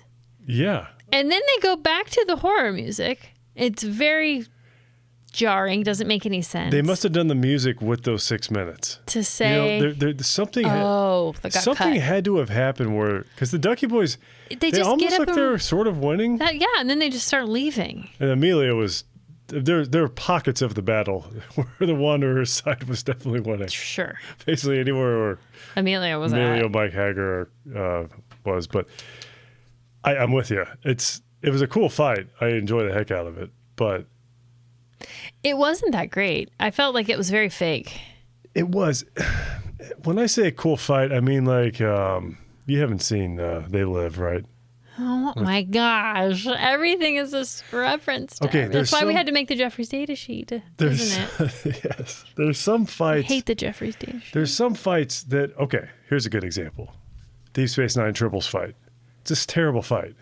There's, like, as far as choreography goes, it's garbage. It's bad. But it's just great. Well, I understand I mean? that. But yes, I just wanted to make sure you knew that it wasn't good. No, I did think. You know that was a bad. You're right. I'm sorry. I shouldn't have said nothing. I'm sorry, Tara. Tara. You know what you did. I'm sorry. So then, then they all unite together. The Dell Bombers and the Wanderers. They're friends now. They're all pals. And then like one of them comes to his bachelor party with the nesting boxes full of one condom. Yeah, Teddy Wong was there. Yeah. And some random lady singing the Wanderers. Yeah, the lady busts out Dion. She's not afraid. Then Perry and Joey, they have to get out of town because Joey's dad has been sleeping with Perry's mom. And Perry Joey's dad punches Perry. Bart. Joey's dad punches Joey in the stomach really hard. And so then he's like, I'm never going back there. And so he's sleeping across the hall with Perry. Perry's mom is in the hospital with alcoholism. We don't really know. Yeah. And he's like, I'm never going back to my dad's. I'm never going to live there again or whatever. And so then they decide they're going to go to California. Dad shows up. The dad shows up to sleep with with alcohol. So he's like getting this. Just he's a predator. Yeah. He's a total. For as much as I love Emilio, Emilio needs to go down. Yeah. Emilio needed something harder than a champagne Unfortunately, though, Perry has a broken hand. So I feel like he's at a disadvantage because I think he probably couldn't have taken Emilio. But Perry there's like kind of this old school. They never quite developed. He's like, that's your dad. He's like, that's your father. You don't hit your father like that. You shouldn't have done that. Yeah. You know, it's like this weird kind of honor thing in there. It's like, you should just let him beat you. Yeah, yeah. You know? You deserve this. Because you know that Perry fought, like 8 Baldies at once? Yeah. Those dudes are massive, by the way. They're not small. And so then Joey cracks the bottle over the dad's head and knocks him out. So then they're like, we got to get out of here right now. Mm-hmm. So then they go to the bachelor party and then they leave. And that is that it? That's it, pretty much, yeah. I know we skipped some details of several scenes, but... Did you have any other comments that didn't get made? Oh, my gosh. Yeah, I'm sure I did, but... I said... How much time do we have left to talk about Southern Playlists? Like 15 minutes. The scenes with the Ducky Boys are too much, I said. The fight scene in Tidy Whities is so sad. And then I said, this is if Disney made kids. Yes, it was like a... Yes. That's great. That's a great way to put it. We'll leave it at that. With that comment anyway. I said they were singing Volare. Do you know the song Volare? Volare. Yes. They were singing that in class while they were like chanting terrible things at the Black Gang. But I do love that song. I'd like to cover that sometime. I got to learn some Italian. Acapella car scene. We talked about elbow. We talked about E.T. Matchstick chewing. I think we talked about that. Money punch, strip poker. We covered it all. We actually did Chubby's motorized stair lift. Oh wow! I know. I was like, man, they had those back then. Yeah, Leslie has one of those. I don't have one. My mom and dad have one. The way they kind of just shoved JFK and Bob Dylan into it, like this is now like a thought piece. Yes, and now we're all crying about it, and yeah. Wait a minute. Yeah. I wrote down Richie's just having a bad day. His friend hates him. His girlfriend's mad. Got her pregnant. The president got shot. I wrote, our pets' heads are falling off.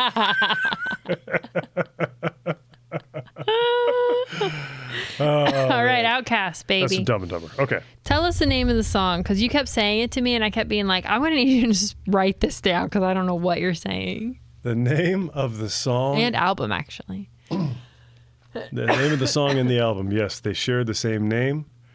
Southern Playalistic Cadillac Music. In the hook, it's Cadillac funky music. Yeah. Yes. 1994, I believe. OutKast debut album. Oh, that was their debut album. Yes. What else was on there? What was like the main track off that? The biggest hit on there was Play As Ball. That actually got a bit of... That put them on the map. Organized Noise was... You asked me who Organized Noise was?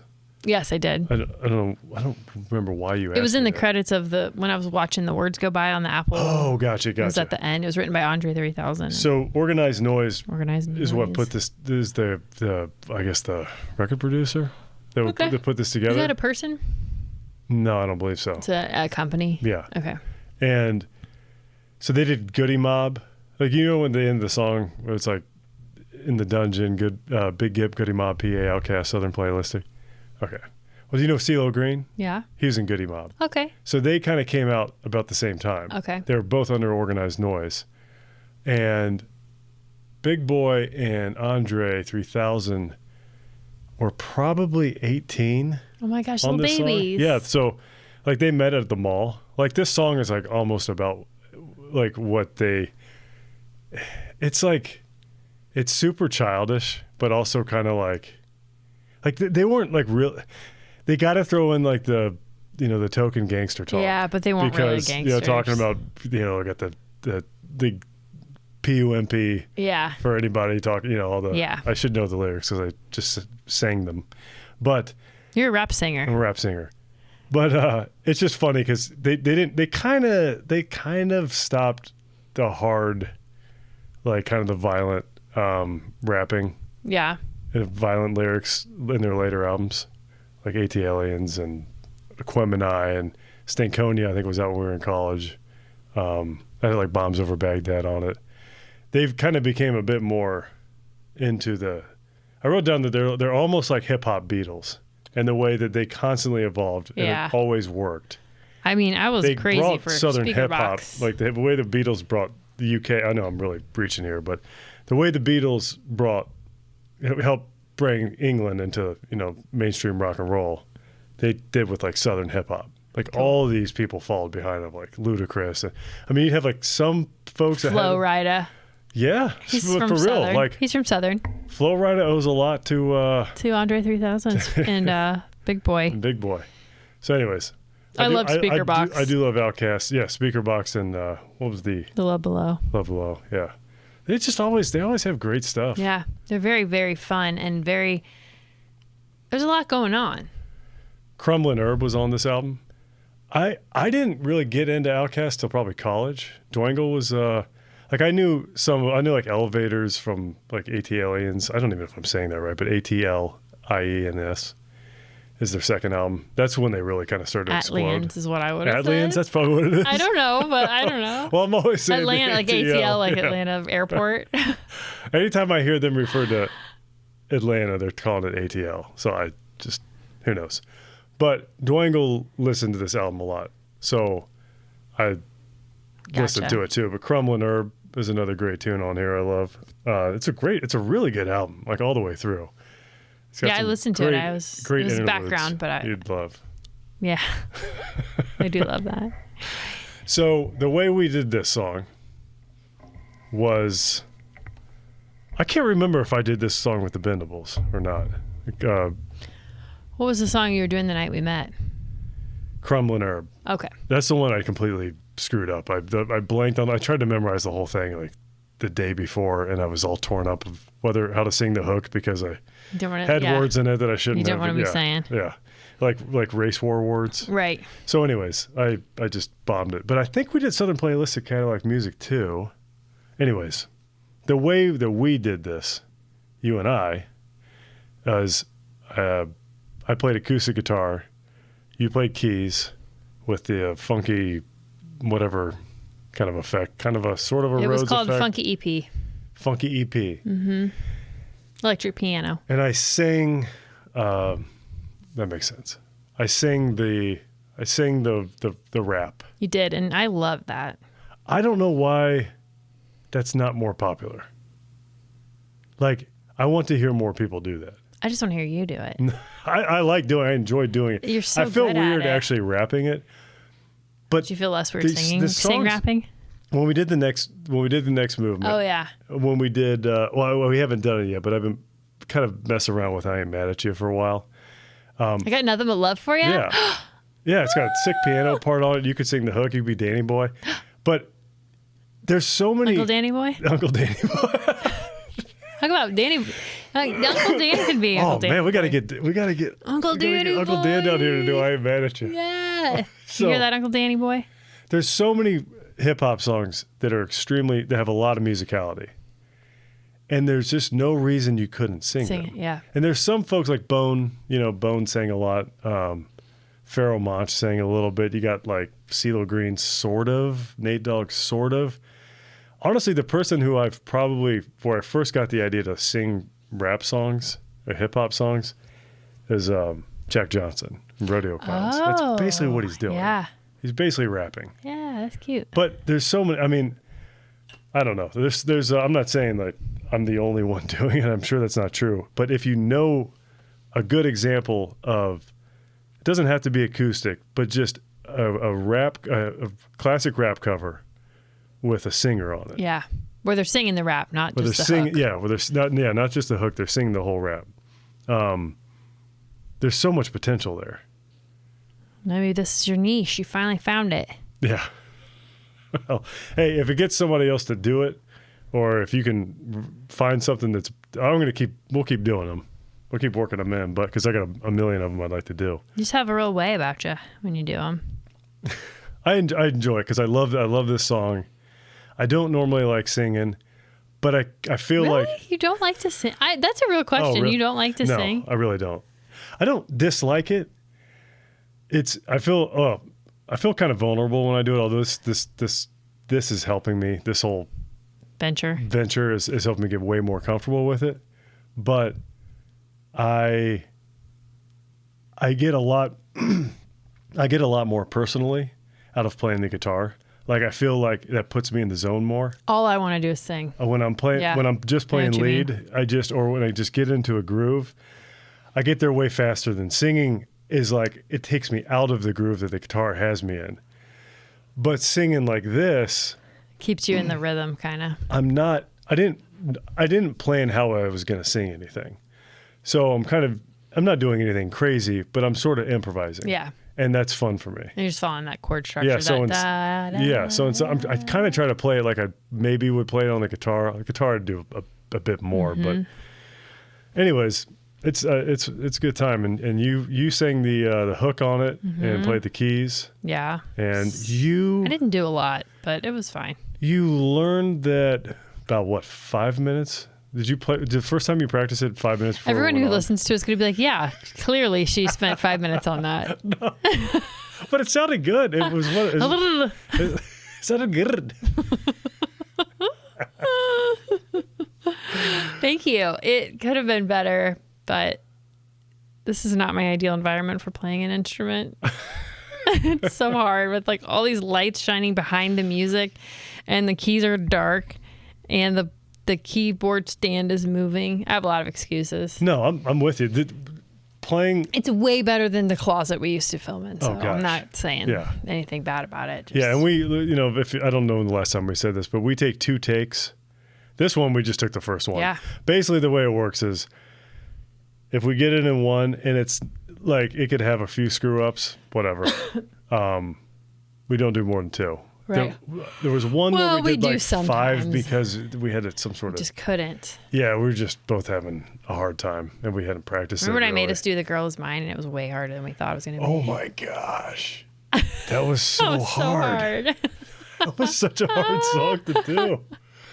Oh man, you really... I've said this a million times now, but the key... Okay, two keys that are going to sound so stupid. If you want to do a song well... learn the song really well. Know the song. Say. And 2, practice the song a lot. Hey, I think you could be a teacher. But for real, I know that sounds stupid, but honestly, I just started doing that. Yeah. This is one I've mentioned this before. One of the reasons I want to do this podcast is because I want accountability to learn some music. Yeah. Because I've just been noodling on the guitar for 20 years. So it's hard, but it's fun. So I've been reading some tidbits on like how to get good at playing guitar. And every like great guitar player just says, practice the song that you're going to play. Just do that. Just whatever song you're going to play or songs, if you got a set, drill them until you can't screw them up. Yep. That's it. Like basically it's just a bunch of people saying variations of that. If you're jamming. This is a message for you guys. I already know this. I know you do. But if you're jamming and you're kind of doing improv and stuff, get all the landing places right. Learn what intervals work in the song and then jam around that, but play the song. Play off the bass line. I've just never, I know it's obvious stuff, I've just never done it before. And Is there anything else you want to say about OutKast? Well, yeah, we got Besides our it's got it's a Grover Washington Jr. song called Knucklehead that they sampled. Okay. And the "We Gonna Get You High." Yeah. That is a sample off of Lady Marmalade. Oh. Where it's some part of the song where really? Something like it's by 11. I don't remember the group who did it. But like the original Lady Marmalade. Yeah, it was like I don't know if it was the original recording, but it was a group doing that song. Okay. But as far as other people covering it, nothing. I found one drummer kind of playing on it, but no awards for you guys then. I can't. Yeah, I couldn't find anybody. You get the award. I want so. You get the cover award. We do, honey. But it really was you. We get the Nobody Award. Oh, you get the Nobody So Award. I just want you to have the Nobody Award. I will gift my portion of the Nobody Award to you. You get the double nobody. You're a double nobody. Oh, Tara. Oh, I know what you're doing. Are you? You're Pee Wee, I guess. Yeah. Duh. What's up with Joey beating her up at the end and then being like, "Oh, Pee-wee." Yeah, I'm sorry. I don't know. Just lots of. It's almost so bad it's good, but it's not bad. Yeah, I know. It's so weird. It's just We disjointed. can't talk about the Wanderers anymore. It needed to be like 4 hours long. Okay. No, it didn't. Okay. All right. So we talk about this is the part where we talk about covers. And Yeah, anything covers, else you want to say B-sides. about playing it? No, I liked the. I wanted to play solo stuff. I wanted to play solos on that so bad, but the words and singing them and breathing and all that stuff, like No way. it was so tricky, and I had to edit it too because I'm reading the words with all the actual lyrics on it, and I'm just remembering, okay, what am I going to say for the Yeah, the bad N-word? words. You know, Yeah. well, The family earmuff words. the family earmuff words especially. So, anyways, I this is a good song to jam on. Is what I'm getting at. It's pretty nasty. You can play all sorts of stuff on it. One more time. What's it called for the audience? Southernplayalisticadillacmuzik. But it's got lots of Z's and stuff in it. So OutKast is really good at making up words. yeah. Did they have a Philibungulator song? I feel like they should. They should have a Philibungulator song. They got a song. One of my favorite OutKast songs ever is "Spotty Yachty Dopalicious." It's the one that's got the horn on it. I don't know. And it's singing in spoken word, and it's the coolest tune. It could go on forever, and I'd just be totally fine It'd with be it. fine. You take it to your desert island. Yes. Yeah. I might. That was another app we did. If you Yeah, wanna check it out. If you want to cruise Desert the Island Jeffries Media data Picks. sheet. Yes. All right. What's your B-side? Oh crap! I gotta get that out. What the heck? My B-side. I whipped one up in the last 2 hours. Oh, did you? Yep. Well, I mean, Spotty Yachty Dopalicious would definitely be a good candidate. That's not probably the one I'm going to pick. What else did I put in here? I got Crumbling Herb. That might be my favorite song on the album. Okay, so you're going with just OutKast No, songs I'm for B-sides. I'm working through it here.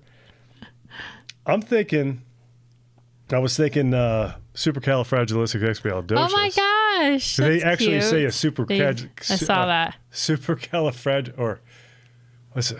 Kind of like I can't remember. I have it right over there. Yeah. It's one of those things. It's like saying the ABCs where I have to I have to rap the entire song to get the lyric. Califragic, can you handle? Expialalistic Coupe de Ville. Yeah, the expialicious Coupe de Ville. They remind me a lot of like Camp Low. I know you. Okay, never mind. Yeah. What's your B-side? So my B-side is. You have to pick I'm going to go one. with Street Talking by Slick Rick. I don't know it, but I love it. It's so this is kind of a street talking by kids basically. Okay, Street Talking's a little more adult version, and it's got Big Boy on it, Oh. and it's a Slick Rick song, killer song. I would actually like to do it sometime. All right. Well, I went with. This is my worst of the three, but I went with "Nice and Slow" by Usher. Do I know that song? Yeah. At 7 o'clock. Oh, on yeah, the yeah. dot, I'm in my drop top, cruising the street. What made you?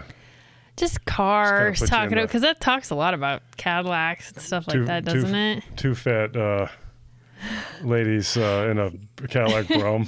Yeah. Thick like two fat girls sitting off in a Brougham.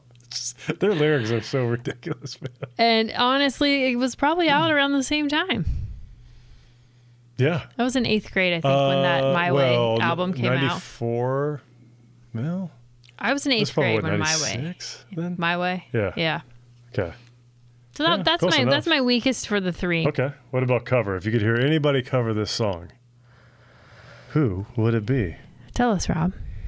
Well, first let me tell you who it's not. Okay, great. I thought CeeLo Green and CeeLo Green in the front because he's actually on this album with Goody Mob, doing what I'm doing, singing the lyrics all the way through. Have you ever heard Tom Misch? Dan, Steve's brother, Tor's brother, told me about him. I was listening to him. It'd be cool with like him. He's kind of got like a real funky guitar playing. Okay. Or Nigel Hall or Lettuce or my Dirty Dozen brass band. They could flow in like Spotty Eye Devilish, something like that. But I think I'm going to go with Postmodern Jukebox. And this is what... They have a version of Tell something. me. Because what I'm about to propose Go. might be the answer to what I was talking about before. Okay. I want Postmodern Jukebox to have like a troupe that they just do hip hop stuff. Yeah. And they do like recreated songs with a killer singer. Yeah. Singing singable hip hop songs. Yeah. You're going to send that into Bradley. I'm What's sure. his name? Bradley. It'd be like every time I've entered candy and video game ideas, the companies are like, "That's a great idea, but we don't take unsolicited advice."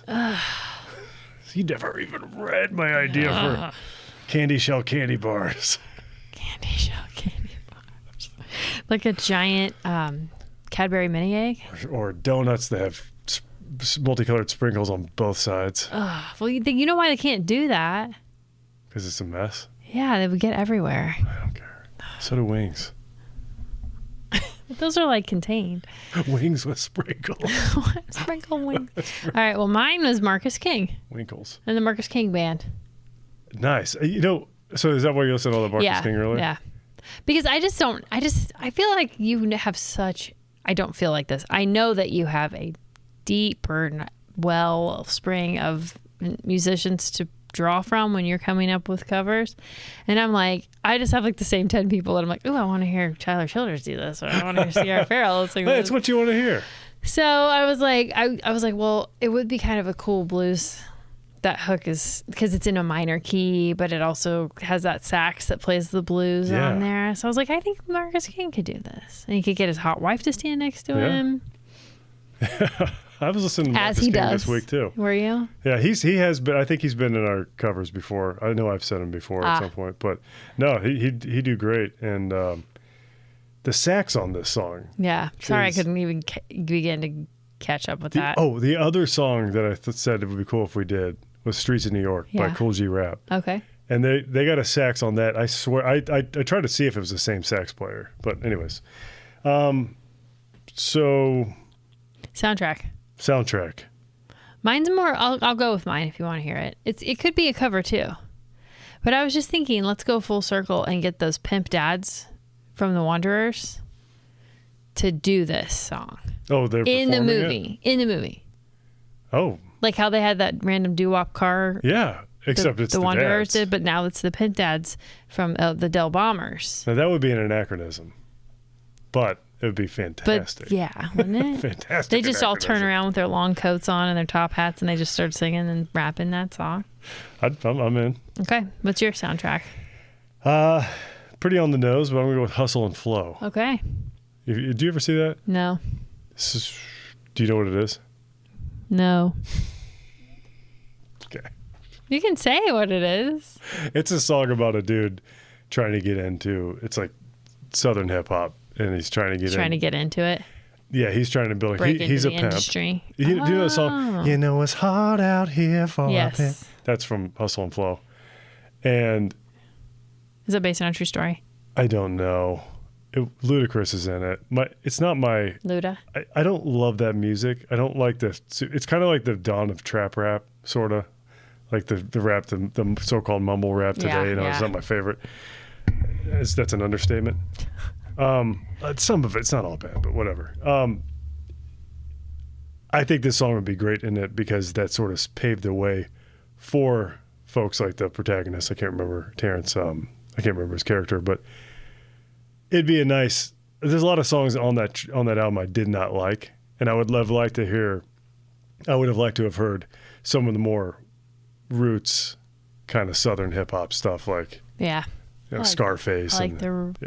The actual roots. They're from Philly, Philadelphia, but okay. Roots like their beginnings, start. Yes. Gotcha. Yeah. From whence they grew. Awesome. Well, we hope you're not too sad about your week off, but we're back. We are going to do another week off, right? Yeah, I thought we were doing for a while. On every other week for schedule for a while. Yeah. These Jeffries data sheet. Because we're going on vacation, stuff like that. We can't be messing around. Can't be messing around. No. Get Jeffries data sheets ready to help you out, and if you need Also, there's no way that the 30. How many subscribers do we have now? 36. I think it's 37. There's no way that all 37 of those people have listened to all 37 of our episodes, or whatever we're on now. What are we on? 35? I think this is 34. 34. See, you got plenty of material, guys. And I'm sure you started a bunch and never finished them. So go back to those and finish them. Get your Jeffries data sheet. Start looking for things you think might be interesting. Pick your favorite person on the Jeffries data sheet. Go listen to all their references. You're going to love it. You are just going to love it. All right, we're out of here. Okay, guys. Bye. Bye. It is hard out here for a pimp, honey.